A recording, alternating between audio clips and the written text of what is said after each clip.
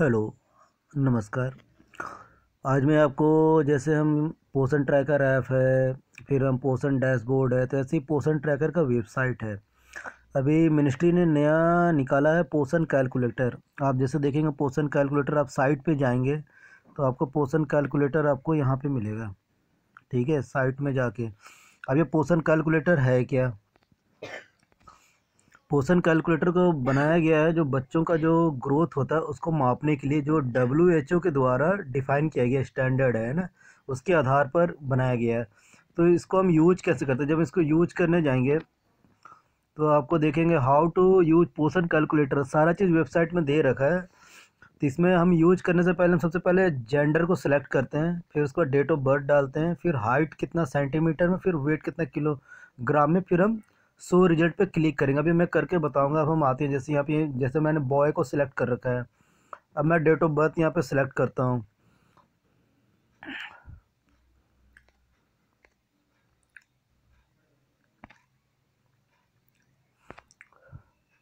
अब मैंने 9/1/2021 का डेट ले लिया। अब देखो हाइट यहाँ पे मुझे डालना है। बच्चे का डेट ऑफ 1 साल का बच्चा है।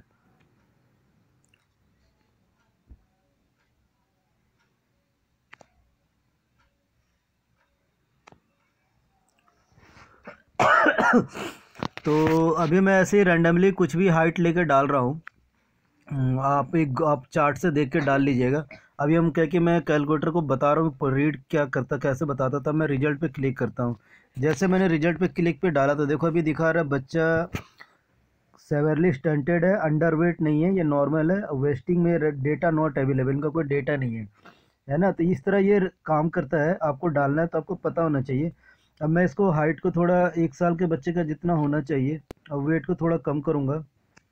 अब फिर से शो रिजल्ट कर रहा हूँ। अब देखो ये बच्चा वेस्टिंग में ओबेस हो गया है। बच्चा मतलब 10 किलो का मैंने डाल दिया तो बच्चा मोटापा दिखा रहा है। अभी सेवरली स्टड, अभी ये नाटापन भी है, तो नाटापन मतलब हाइट थोड़ी बढ़ेगी 1 साल के बच्चे का।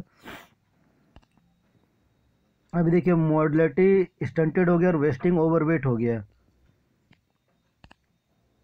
अब देखिए ये 10 किलो का बच्चा है और 85 सेंटीमीटर हाइट होता है। अब देखो रिजल्ट पूरा नॉर्मल दिखा रहा है। तो ये आपको कैलकुलेटर है जिससे आप स्टैंडर्ड पता कर सकते हैं कि बच्चा किस कैटेगरी में क्या होगा। तो पोषण कैलकुलेटर जनरली आपकी मदद करेगा identify to various health condition of the child. बच्चों के जो स्वास्थ्य है उस पर WHO के जो मानक है उसके अकॉर्डिंग आपको ये बताएगा क्या होना चाहिए। तो इसमें काफ़ी सारी चीज़ें हैं, अभी आप जाके देख सकते हैं। फिर इसके अलावा आपको यहाँ पे वीडियो भी दिया हुआ है। जैसे यहाँ पे how to revive your health if you are SAM, अगर सैम बच्चा तो कैसे पहचानेंगे, अगर आपका मैम बच्चा तो कैसे पहचानेंगे, और अंडरवेट है तो कैसे पहचान, ऐसे वीडियो दिए हुए हैं। आप इस वीडियो पर क्लिक करेंगे, जैसे मैं अभी क्लिक कर रहा हूँ, अब ये चालू हो जाएगा। मॉड्यूल में मैं आपकी मार्गदर्शिका रहूंगी। आज हम दुबलेपन और नाटेपन को पहचानने व रोकने के बारे में चर्चा करेंगे। इस मॉड्यूल के अंत तक आप जानेंगे कि गंभीर कुपोषण या दुबलापन क्या है और इसे कैसे पहचाने, नाटेपन और दुबलेपन के क्या कारण हैं, दुबलापन क्यों हानिकारक है और उससे कैसे निपटा जाए, नाटेपन की स्थिति में क्या किया जाए। आज आंगनबाड़ी केंद्र में ग्राम स्वास्थ्य पोषण दिवस मनाया जा रहा है। आंगनबाड़ी कार्यकर्ता सीमा 6 माह की बच्ची लाली का वजन माप रही है। उसने देखा कि वृद्धि निगरानी चार्ट में लाली नारंगी रंग की श्रेणी में आ रही है। इस बात की सूचना सीमा ने सुपरवाइजर प्रेरणा को दी। आइए देखें प्रेरणा इस विषय में क्या राय देती है।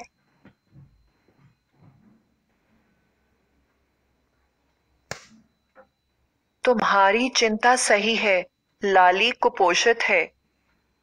जिन बच्चों का वजन ग्रोथ चार्ट में पीले या नारंगी रंग के अंदर आता है वह सभी कुपोषित एवं लाल रंग के अंदर आने वाले गंभीर कुपोषित की श्रेणी में आते हैं। इन कुपोषित बच्चों में ज्यादातर बच्चे दुबले या नाटे होते हैं। हमें लाली के परिवार से इसके बारे में बात करनी होगी। प्रेरणा जी, हम बच्चों में दुबलेपन को कैसे पहचान सकते हैं? चलो मैं आपको समझाती हूँ कि बच्चों में दुबलेपन को कैसे पहचानें। दुबलेपन को लंबाई और वजन मापकर पहचाना जा सकता है। बच्चे के 1 साल का होने तक हर 3 माह में लंबाई नापें और दूसरे साल में हर 6 माह में एक बार नापें। जब तक बच्चा 3 साल का नहीं हो जाता तब तक वजन प्रति महीने मापें। तालिका के उपयोग से देखें कि बच्चा कितना दुबला है। तालिका से पता लगाएं कि मापी गई लंबाई के अनुसार मापा गया वजन कितना कम है। बच्चे जो कि पीले रंग की श्रेणी में आते हैं वे औसत मामूली दुबलेपन का शिकार होते हैं और जो लाल रंग की श्रेणी में आते हैं वे गंभीर दुबलेपन का शिकार होते हैं। आज आंगनबाड़ी कार्यकर्ता सीमा रिंकू की लंबाई नाप रही है। वृद्धि निगरानी चार्ट में उम्र के अनुसार लंबाई भरने के बाद उसने देखा कि रिंकू नारंगी रंग की श्रेणी में आ रही है, लेकिन लंबाई के अनुसार वह दुबली नहीं है। इस विषय में जानने के लिए वह सुपरवाइजर प्रेरणा से परामर्श लेती है। आइए देखें उनके बीच क्या बातचीत होती है। ऐसी परिस्थिति में मुझे क्या करना चाहिए? रिंकू नारंगी रंग की श्रेणी में इसलिए है क्योंकि उसकी ऊंचाई उसकी उम्र के लिए सामान्य ऊंचाई से कम है। यह नाटेपन की अवस्था को दर्शाता है। आओ मैं तुम्हें बताती हूं कि इन बच्चों की देखभाल कैसे की जाए। जो बच्चे नाटेपन का शिकार हैं, उनमें खोई लंबाई पाना मुश्किल है, लेकिन उन पर ध्यान देना जरूरी है क्योंकि अगर वो बीमार हुए और दुबले होने लगे तो उनमें मृत्यु होने की संभावना अधिक होती है। इसलिए उन पर निगरानी रखें और उनका ऊपरी आहार, टीकाकरण, पेट के कीड़े मारने वाली दवा, विटामिन ए सुनिश्चित करें। यदि यह बच्चे वजन खोते हुए, बीमार पड़ते हुए या दुबले होते हुए पाए जाएं, तो इन्हें तुरंत अस्पताल भेजें। आज गीता आंगनबाड़ी केंद्र में आंगनबाड़ी कार्यकर्ता सविता से मिलने आई है। आइए देखें उनके बीच क्या बातें होती हैं। दीदी नमस्ते। नमस्ते गीता, कैसी हो? तुम्हारी बच्ची कैसी है? अब क्या बताऊं दीदी, जब से मेरे पति को खेती में बहुत बड़ा नुकसान हुआ है तब से घर के हालात कुछ ठीक नहीं है। हमेशा पैसों की कमी रहती है। इसके अलावा परेशानी की वजह से पति ने ज्यादा पीनी शुरू कर दी है। घर में तनाव का माहौल रहता है। इसी वजह से हम बच्ची पर ध्यान नहीं दे पा रहे हैं। मेरी बेटी ठीक से खाना नहीं खा रही है और बार बार बीमार पड़ रही है। यह तो काफी मुश्किल परिस्थिति है। ऐसे में बच्ची के शारीरिक एवं मानसिक स्वास्थ्य पर काफी बुरा प्रभाव पड़ सकता है और आपकी बच्ची नाटेपन या दुबलेपन का शिकार हो सकती है। वो कैसे दीदी? आओ मैं तुम्हें नाटेपन एवं दुबलेपन के प्रमुख कारणों के बारे में बताती हूँ। नाटेपन के कारण है बार बार बीमार पड़ना, पर्याप्त खाना ना मिलना।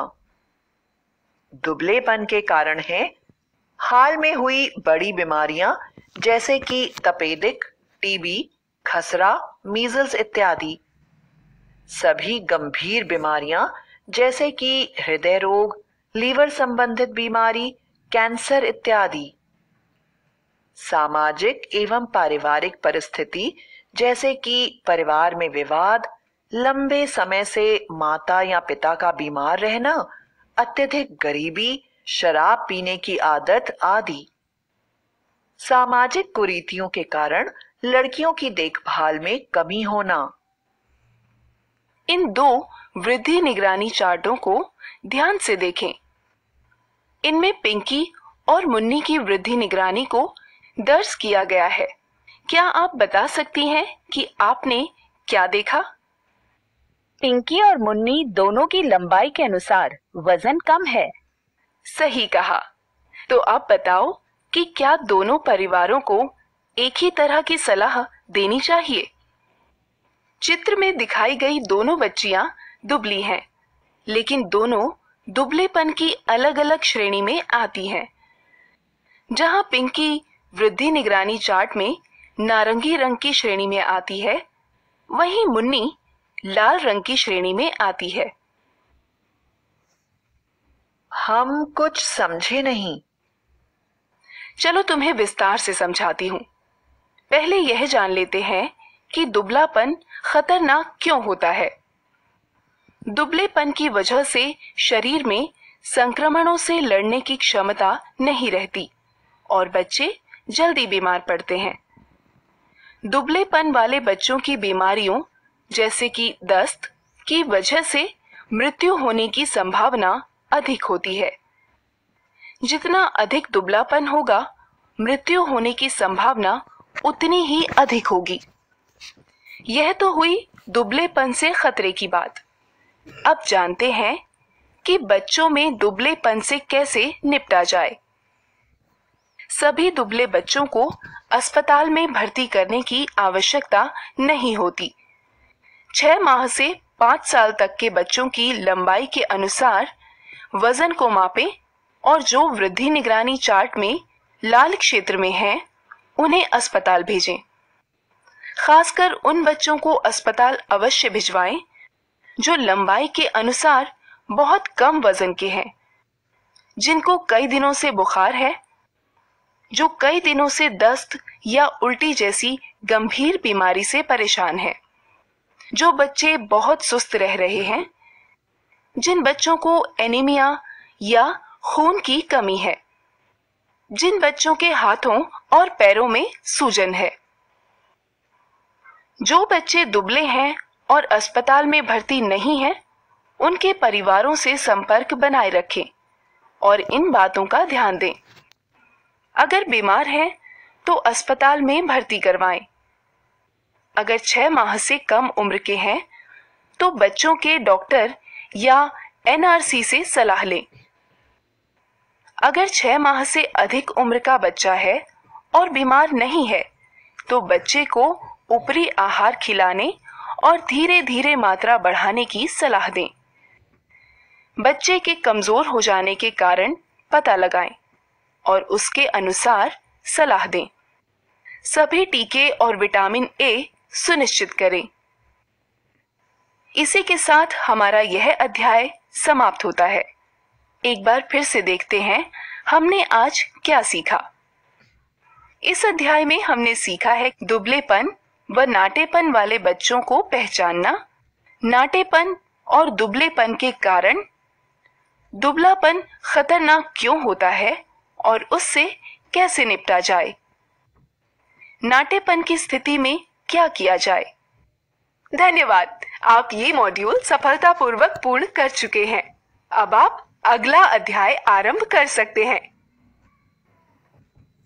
तो देखा तो आपको यहाँ पे 3 कैटेगरी का वीडियो दिया हुआ। अभी मैंने आपको सैम का दिखाया था। ऐसे नीचे जाएंगे आपको मैम का मिल जाएगा और उसके बाद अंडरवेट का। तो आप इन वीडियो को देखें। इन वीडियो को देख के आपको काफ़ी सारी जानकारी मिल जाएगी जो आपके लिए काफ़ी मददगार होगी। ठीक है, धन्यवाद।